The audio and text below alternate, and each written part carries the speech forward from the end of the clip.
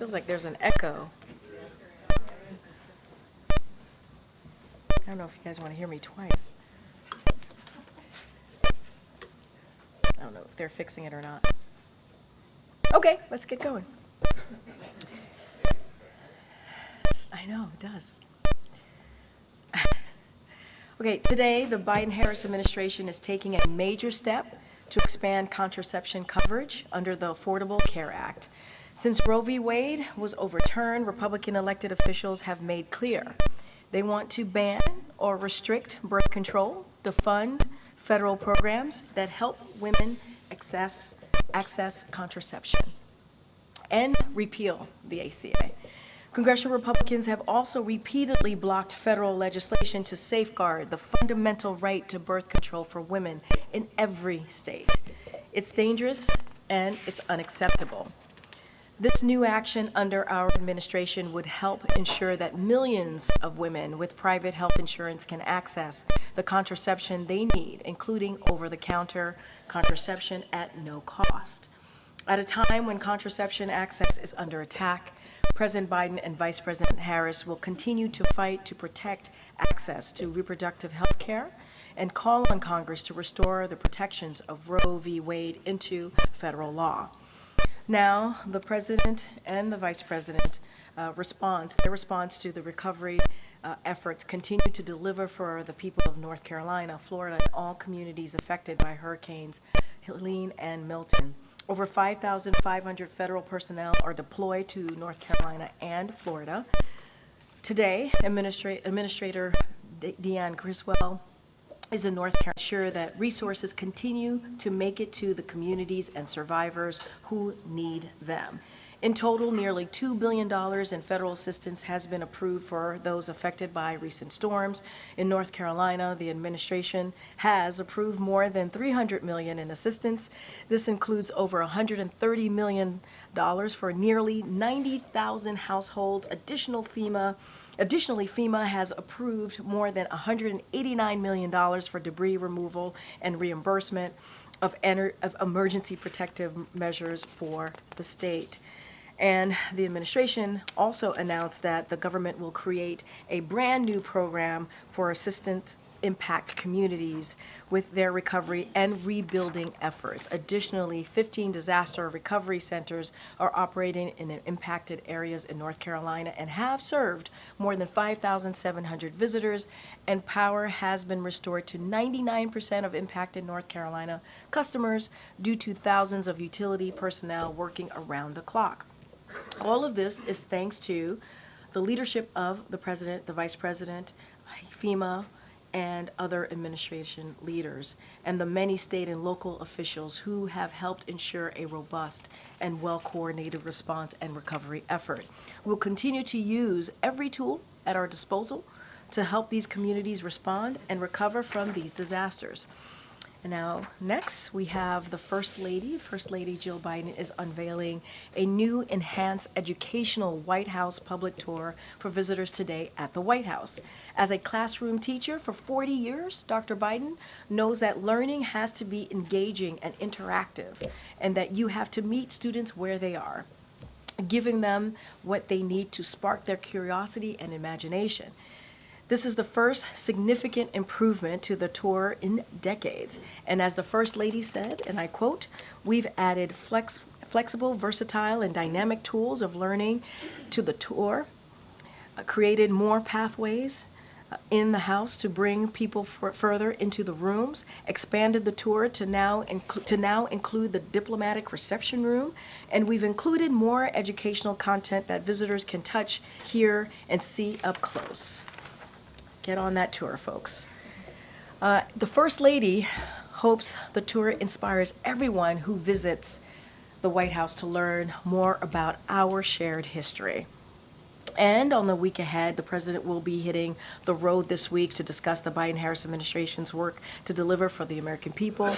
On Tuesday, tomorrow, the President will host a bilateral meeting with Prime Minister Robert Golub of the Republic of Slovenia before heading to Concord, New Hampshire, where he will join Senator Bernie Sanders to discuss the Biden-Harris administration's work to lower costs of prescription drugs.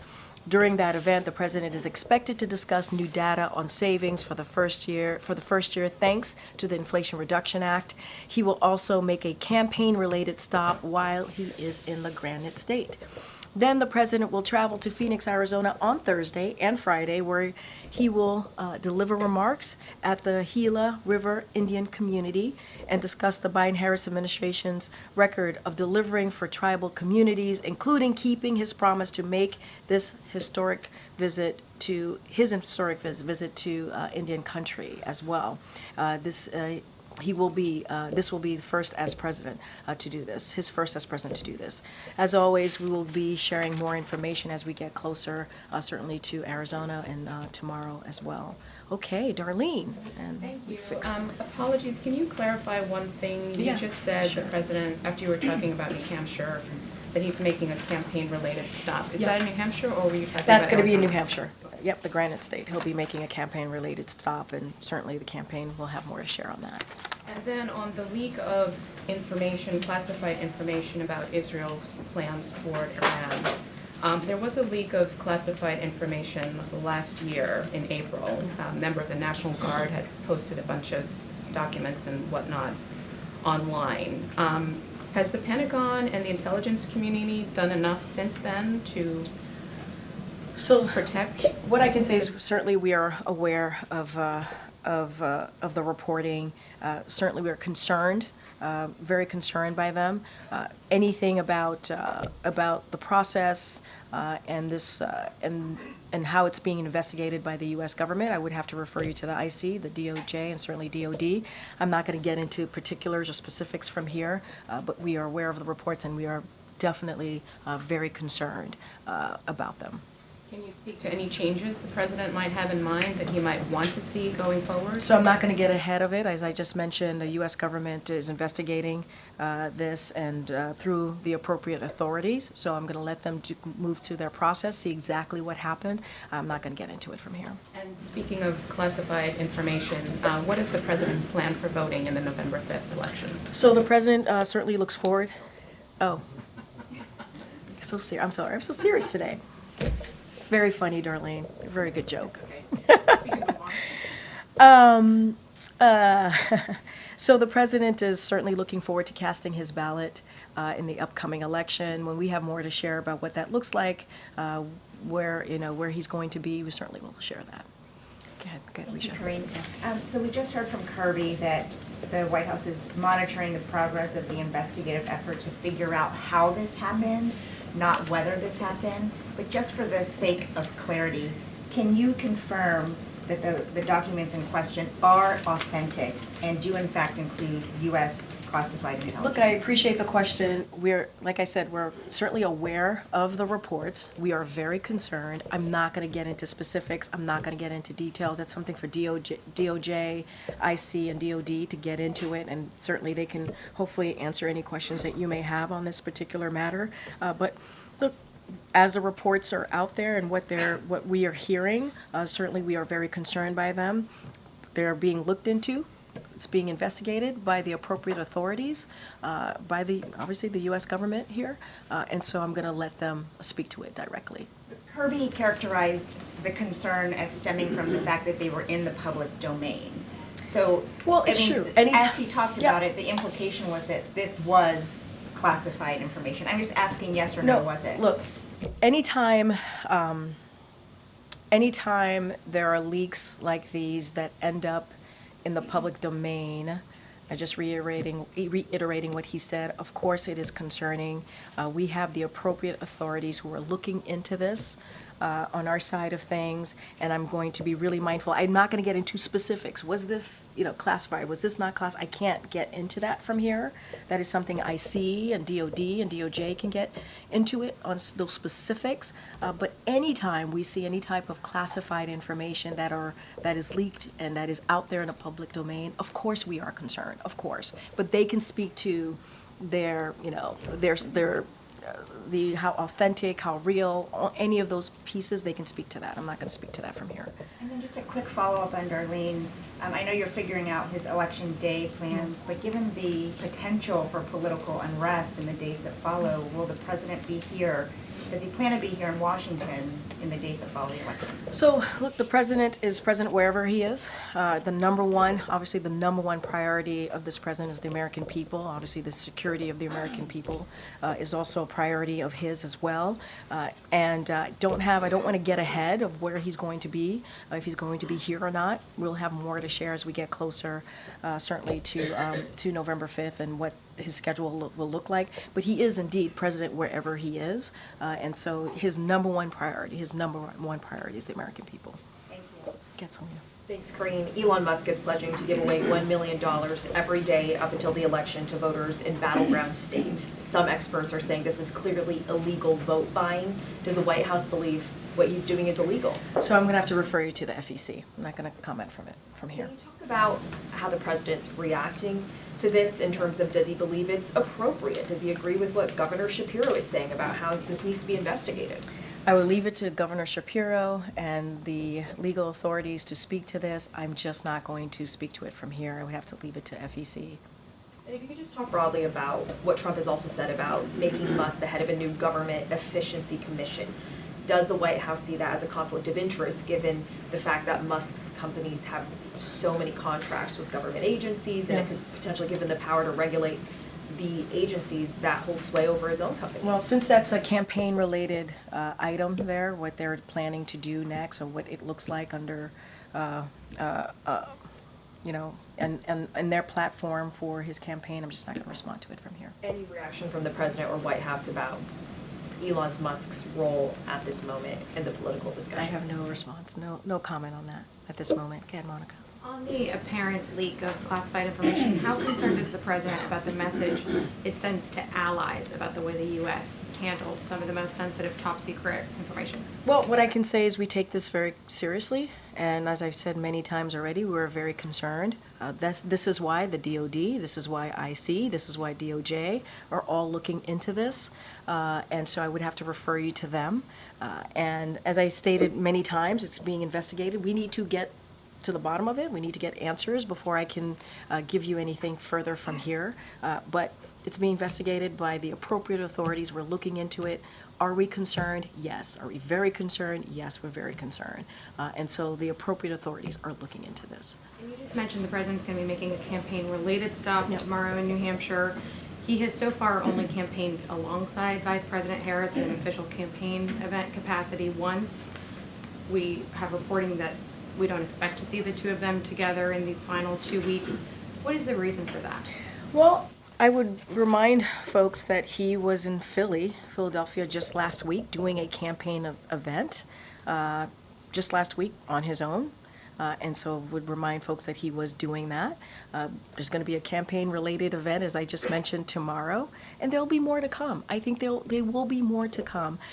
We cannot forget what we have seen this past couple of weeks. 2 historic hurricanes, right? Let's not forget that. The president was able to, because of his leadership and what his administration was able to do, we avoided a port strike, right? That's something that he was able to do. And there are just many other, obviously, pressing issues that are not just here domestically, but around the world. And the president has led on those issues. And so the most important thing that the president believes that his job is to continue to be there for the American people, deliver for the American people, and that's what you have seen him do. Now, he's going to be out there. I would say stay tuned. There's more to come. I just mentioned New Hampshire. There's more to come in the upcoming days, and we'll certainly share that with all of you. Finally, former President Trump is in North Carolina today.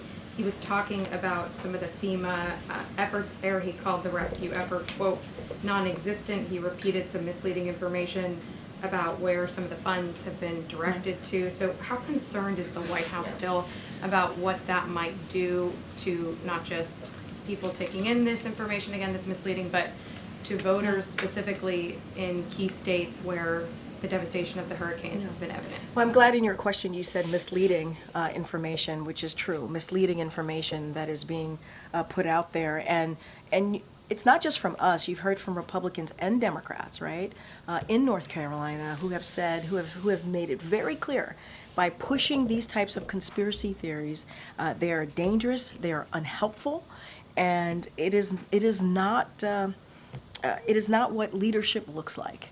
I'll say it there like that. And it is a time when you see something like that, these types of hurricanes that have impacted communities the way that they have, both of them, Hurricane Helene and Hurricane Milton. It's time that you bring a community together and stand by each other. And so you've heard from, again, the governors of all of these states. Well, in particular, certainly as we're talking about governor in North Carolina, he spoke to this today, and he said the Biden-Harris administration has responded quickly and positively to our request. The federal government has been responsive to our call for help. That's coming from the governor of North Carolina. We also heard from the mayor of Asheville as well. And so we have seen a bipartisan reaction to this, appreciation for what this administration has been able to do. And the reason we've been able to do this work on the ground is because we've had a good partnership with local and state officials on the ground. And this type of conspiracy theory that's out there, it is dangerous. To your point in your question, it's dangerous, it's unhelpful, and it gets in the way. Again. Secretary Blinken is headed back to the Middle East today.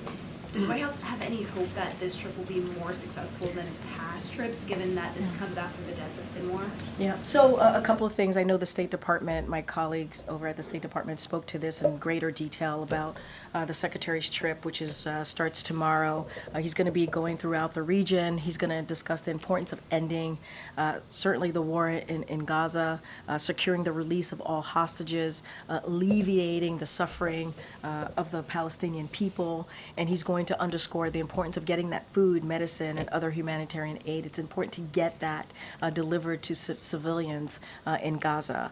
And he's going to also continue to have the discussions that we've been having for the past several months now about the diplomatic resolution to the conflict between Israel and Hezbollah. And so we're going to reaffirm what you're going to see from this trip that the Secretary is having throughout the region is reaffirming our commitment to what I just laid out to our partners across the region. And we do want to de-escalate the tensions and also obviously provide that lasting stability. And that is the commitment that we continue to have. Look, you're asking me, I know your question was, do we think this will have an effect? We believe, and this president believes, when a diplomatic resolution, a diplomatic conversation is certainly key to dealing with issues that we're seeing across the globe. Does the president have any reaction to former President Trump using this rhetoric about the enemy from within, and specifically tying it to former Speaker Nancy Pelosi and Adam Schiff this weekend? Look, it is, that type of language is un-American. It's dangerous. I was just asked about misinformation that we have been seeing during certainly before the hurricanes hit, and certainly now as after the impact and what we're seeing on the ground, and how we're trying to work with our partners on the ground to make sure we get relief to folks on the ground. And that type of misinformation, conspiracy theories is only hurtful. And that is not what Americans want to see as a leader. That is not what they want to see as a leader. And it's also disrespectful to our military. To ask our military to react or to do something in such a political, such a political way, we should respect our men and women. They should be respected. They put their lives on the line for us, and we should respect them. And it's incredibly disrespectful to them as well. And so it's un-American, it's dangerous, and it should stop. Thank you, Karine. Is there any latest understanding from the White House on when Israel is going to respond to Iran's missile attacks? Look, I think we've been pretty consistent on that. This is something for that decision. Any military operational decision is up to Israel. We've been very clear in our commitment and our commitment to Israel's security. That continues to be ironclad, but that is something for the Israeli government to speak to. And is there any word on what that response would look like, and is there sort of a red line? I'm just not going to preview that from here. Us previewing that from here would certainly give a heads up to the Iranians. It's something that we're not going to be doing. But that is, aside from that, that certainly is something for Israel to speak to. Thank you, Karine. I wanted to ask about the contraception rule that the administration is putting out today. As you mentioned at the top, the president is proposing a rule that would require insurers to cover the cost of over-the-counter contraception. The Congressional Review Act allows lawmakers to overturn federal regulations that are implemented in the final stages of a presidential term. And I'm wondering if the White House believes that this type of rule could withstand that threat, or if you think that anything that happens in these last few months is potentially subject to congressional reversal. So look, that's getting into a hypothetical that I'm just not going to do from here. Look, it's going through a rulemaking process, as you know, from the moment that the president made this announcement. It's now in a rulemaking process. We'll hear back from the public. We feel pretty confident this is going to move forward. And the reason why, as I stated at the top, why we're doing this is because of the Dobbs decision. It's because now we have women out there who don't have the protections that they need on their own health care because Roe v. Wade, which was law of the land for almost our constitutional right for almost 50 years, were stripped away. And we have made that commitment from this administration, the Biden-Harris administration, to protect women, to do everything that we can. Now we're expanding ACA. Now we're providing this potential opportunity to give the women opportunity to make those difficult decisions and to have also the availability, obviously, of contraception. And so that is our commitment that we have made here. I can't get into what Congress is going to do, the hypotheticals from here. What we can focus on is keeping that commitment that we have made to women and families across the country. And then tomorrow in New Hampshire, CNN is reporting that President Biden will appear with Vermont Senator Bernie Sanders tomorrow. It's an interesting contrast to Vice President Kamala Harris, who today is appearing at a campaign event with Republican Liz Cheney. I'm wondering if you can just talk about the rationale of the presidents to appear with Senator Sanders tomorrow and what message that's meant to send to the party. So look, I think if you think about the commitment that both of them have had, the president and Senator Sanders, you are correct. He is going to be traveling to the Granite State with Senator Sanders, and they have been partners, right? They have been partners on a lot of these issues, including lowering cost for health care. We know that this is an issue that's incredibly important to Senator Sanders. So for us, it makes sense. It makes sense to be doing this event together. They have been partners not just on this, but on other important critical needs of the American people. And this is what you're going to see. I cannot speak for the Vice President's campaign. She's doing what she needs to do. I'm going to let her campaign speak to that. The President is going to continue to go into states and have really important conversation. And let's not forget, the Inflation Reduction Act was incredibly historic in lowering costs in health care, was important in one of the most historic pieces of legislation to deal with climate change. There's a lot there that we believe that the American people need to continue to hear from him. And he's going to have Senator Sanders, which he really looks forward to being in the state with him on that issue. Would you say that it's accurate, as some strategists have argued, that this is an effort by President Biden to embrace the more progressive flank while Vice President Harris tacks to the center in these final days? What the president is doing is going out there, speaking directly to the American people and talking about how he's delivering for them, how the Biden-Harris is delivering for them, whether it's lowering costs, climate change, powering up an economy, continuing to move that economy forward. That's what you're seeing from this president, and he's not going to shy away from it. Great, thanks. Zooming out from this breach, which I know that you're not going to discuss the specifics of, but you've had, over the last week, private correspondence between the Secretaries of State and the Pentagon, to Israel, this Air National Guard leak from a year ago on Discord, the investigation into Rob Malley. Is there a problem safeguarding sensitive information? What I will say is the president continues to have complete confidence in the agencies, right? Whether it's DOD, IC, or DOJ, and he has complete confidence in them. This is being looked into, investigation being done by the appropriate parties, and I'm not going to get into it. Are we concerned? We are very concerned. We are. We've been very clear about that. And it's being looked into, and so I'm not going to go beyond that. Since the Discord leak, what has the administration done to further safeguard national secrets? I'm not going to get into any specifics on that as it relates to this particular moment of what we're seeing with the reports out there. It's being looked into. We are very concerned. DOD, IC, DOJ can speak to this particular incident more broadly, these reports. I just don't have anything else to share beyond And that. do you know yet if it's a leak or a hack? Again, this is why I'm referring you to IC, DOD, DOJ. They can speak more to this, and I would leave it to them. Okay, Sarah. Thanks, Karine. While the president was in Germany, did the issue of authorizing Ukraine's use of long-range missiles deeper inside Russia come up during his bilateral meetings with the Germans or his meeting with the European Quad, particularly given the approval that some NATO allies have provided?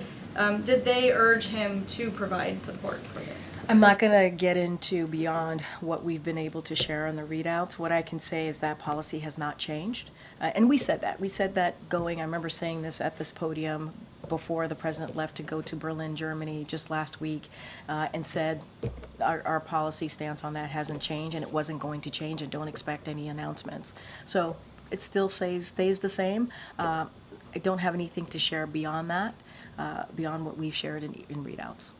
And then on a different topic, there's a report that Israel gave the U.S. a document outlining its conditions for a diplomatic solution to end the war in Lebanon and allow people to return to their homes on both sides of the border.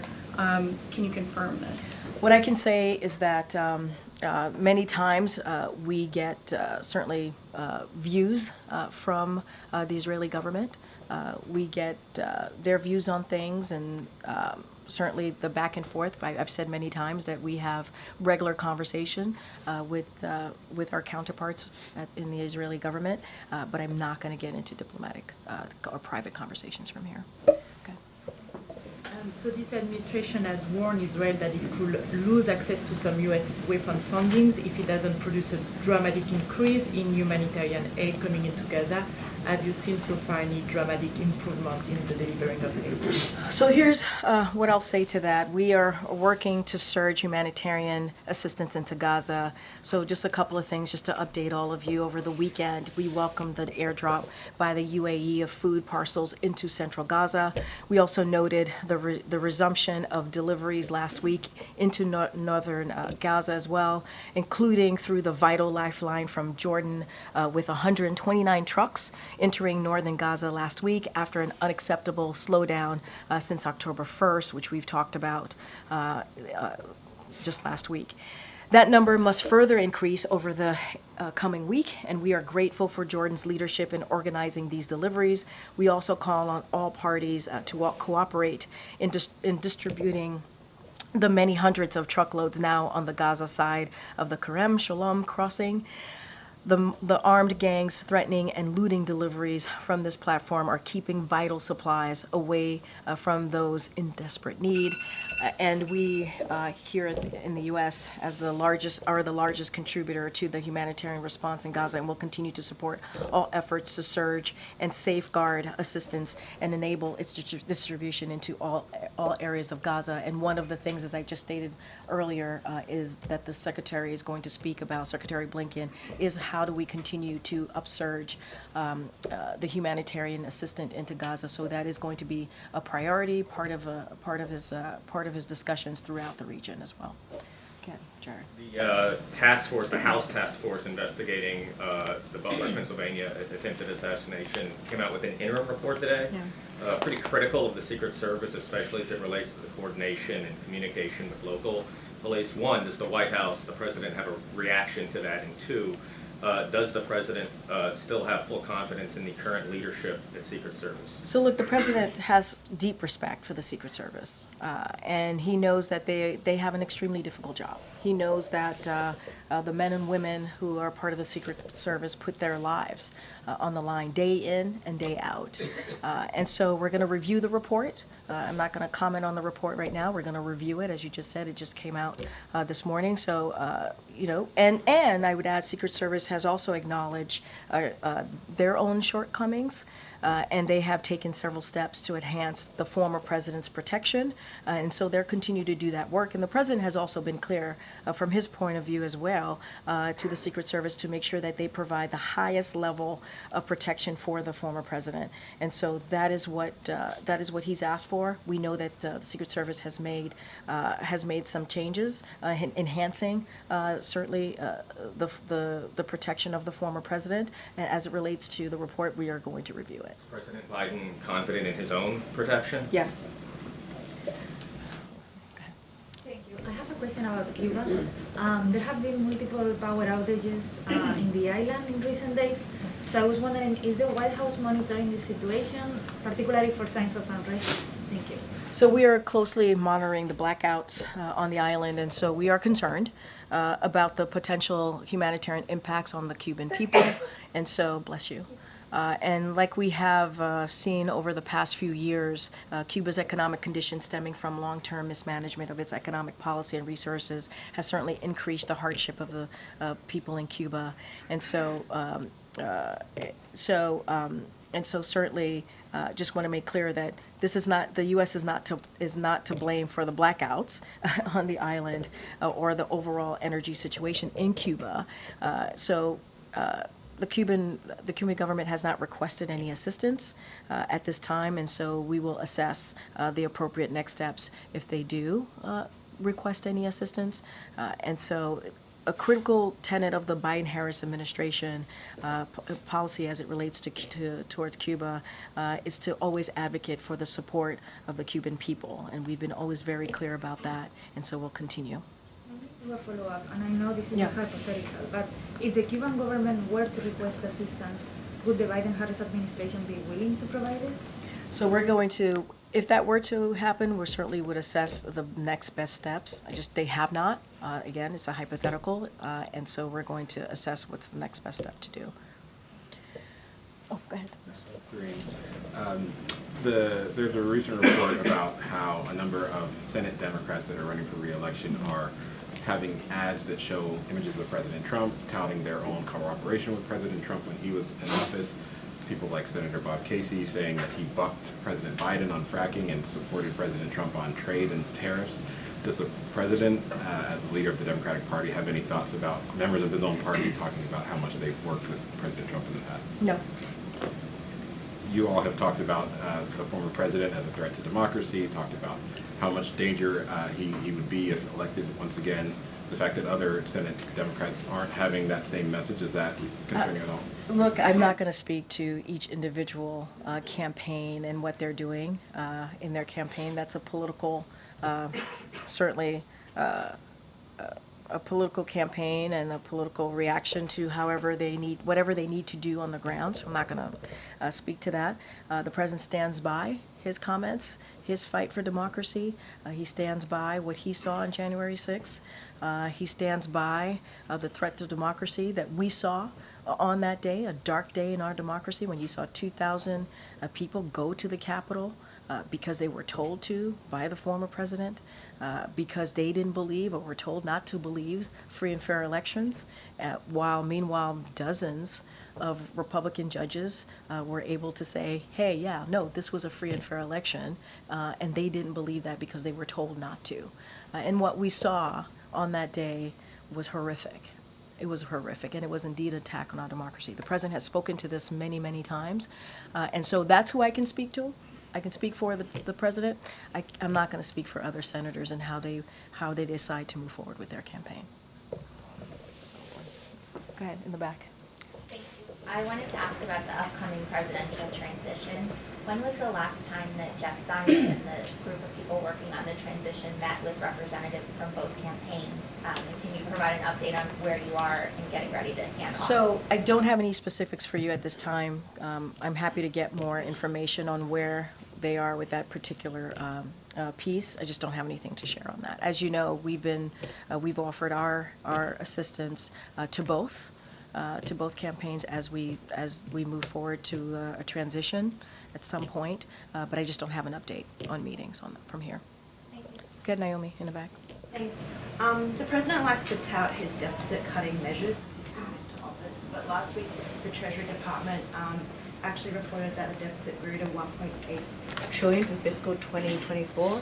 What's the White House's response to that data? Well, That's why we've done the work that we have done, especially moving forward with this historic piece of legislation that speaks about how we're going to deal with the deficit, right? When we signed, the president signed, for example, last year, the $1 trillion debt deal that would cut the deficit by $1 trillion. You saw that in other pieces of legislation that he was able to sign and pass through. And that's why we have shown our commitment to dealing with the deficit. And what we're also seeing is what the former administration did. The former administration passed tax cuts for billionaires and corporations that had led to where we are currently with this deficit. And so the president has done the work and will continue to do the work to try and deal with, as you just laid out, the deficit that we're seeing. And look, what we're trying to do here from this administration is make sure that the economy continues to grow, that jobs are available, continue to grow, that we're lowering the unemployment rate and lowering costs. That is something that this president and this vice president are trying to do. Meanwhile, Republicans are doing the opposite. They want to continue to give these tax cuts to billionaires and corporations.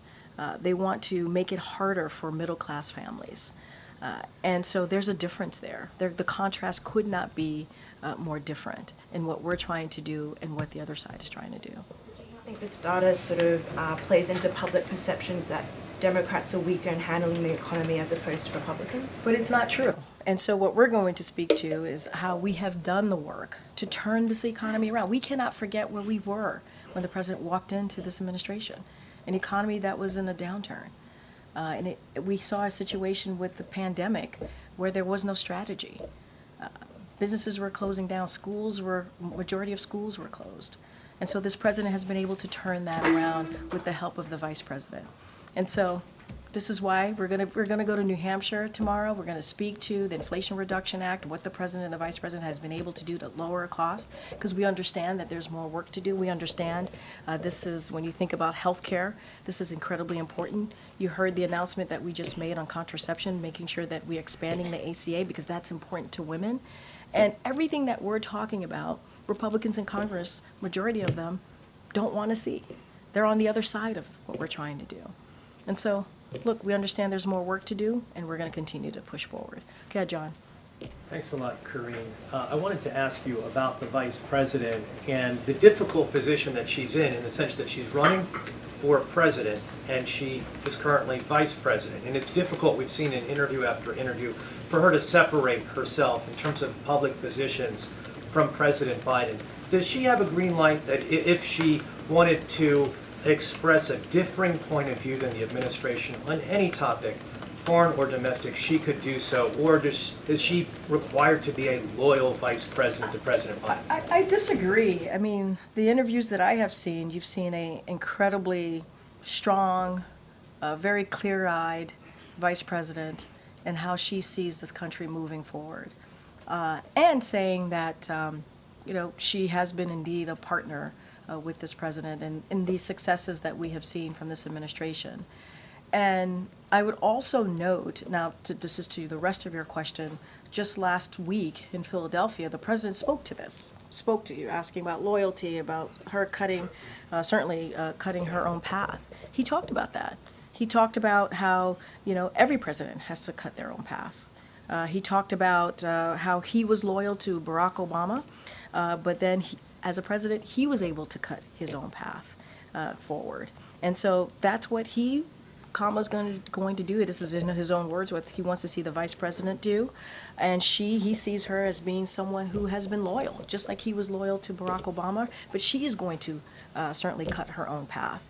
And so that's what we're seeing from this vice president. And he's very proud to have seen her move forward in her campaign. And I think what you're seeing is a strong leader, someone who he understood and knew that she would be able to lead on day one. You say you disagree with the premise of my question. Yeah, well, Can I just ask you something about that? May I ask you something about that? No, you just said that I disagree with you. But I just want to clarify. Go ahead. Thank you, Karine. Yeah. Can you think of any issue, foreign policy or domestic policy, in which the vice president has a differing point of view than the president. Any daylight between them. Hold on. Here's what I will say. I will say that they've been critical partners, as I've said many times, and it is true. You've heard that from both of them. And they are partners in the way that this administration has moved forward on many issues, and the issues that they've had to really answer to the American people, because that's what they both care about, is making sure that we deliver for the American people. The question as I heard it, not this one, not this second go around, the first go around, the way that you asked the question was, she has been having a difficulty, if you will, in answering that question. And I have said to you, and I was saying to you, I have not seen that. I've seen a vice president who is running for president, obviously, who has showed strength, leadership, and that's what this president has seen as well. He has said this, and cares about the American people. That's what we have seen. That's what many of the American people want to see. They want to see a fighter, and that's who she is. Okay, Karen. Thanks, Karine. Later today, the president's doing the National Arts and Humanities reception. Can you tell us about that event? Who's going to be honored? Who's coming here to the White House? No, it's a good question. We'll have more to share as we get closer. Obviously, that's about in 3 hours or less. So we'll have more information to share about who's being honored. And you're right, the president's looking forward, and the first lady are looking forward to honoring the attendees today. All right. Okay. So Tuesday, the countries in BRICS are going to be going to Russia for a meeting. How concerned is the administration that this bloc of countries could undermine U.S. economic or trade strength that we have? So, look,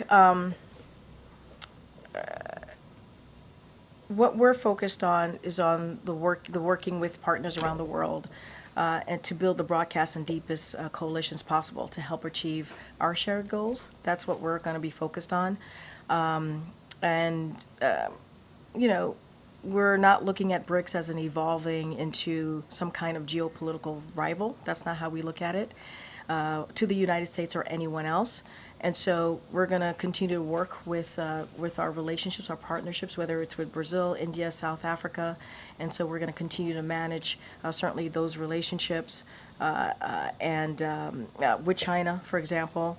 And so that's going to be our focus right now. One of the newest members of BRICS is the United Arab Emirates. And in September, on September 23rd, the administration signed a deal with them to develop new AI technologies. How concerned then is the Biden administration that what we give to the UAE will then end up in Russia, China, or Iran's hands through the BRICS agreements? So we've worked extensively with UAE on advanced technology. That is something that we have done, and we've done that for the last 2 years. And so that partnering is moving forward. And we believe it's moving forward in the right direction. So we recognize, and this is why the president did an executive action, took an executive action on AI.